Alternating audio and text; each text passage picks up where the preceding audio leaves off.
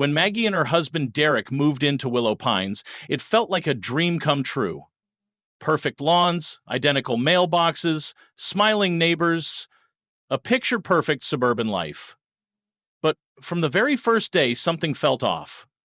They were handed a heavy leather-bound HOA rulebook, far thicker than expected, with a warning. Read carefully. Violations are noted.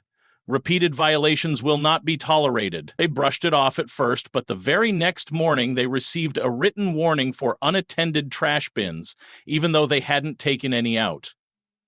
Then came a notice about noise disturbances during a night they were both asleep.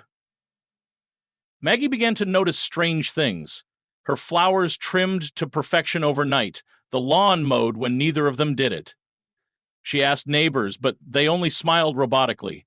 Late one night, she set up a hidden camera on their porch. The next morning, she checked the footage and froze.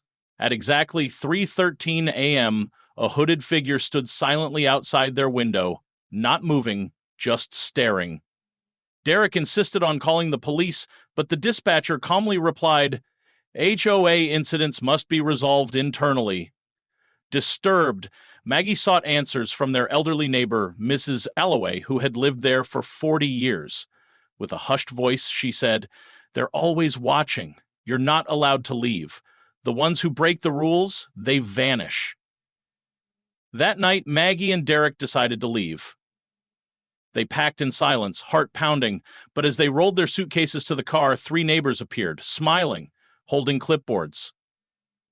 "Departure without HOA approval is a serious violation," one said. The next morning, Derek was gone. No note, no signs of a struggle, just gone.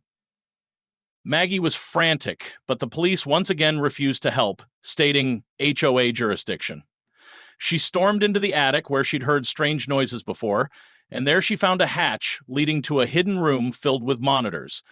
Dozens of screens showed live feeds of every home, every room in Willow Pines. One screen lit up with the face of Mr. Vale, the cold-eyed HOA president, who said, "You're more curious than most. That's dangerous here." Panicked, Maggie fled the house, but every exit was blocked by calm, smiling neighbors clutching their rule books. Doors locked themselves. Lights flickered. She ran to the mirror in her bathroom and saw her reflection blink out of sync. It tilted its head and smiled darkly, whispering, "I'm home now." Her body froze, but inside, she screamed.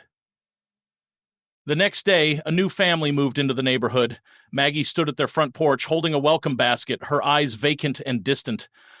"Welcome to Willow Pines," she said softly. "Please read the handbook." Behind her, security cameras whirred to life. The HOA didn't just monitor the community, it consumed its residents. And once you're in, you don't belong to yourself anymore.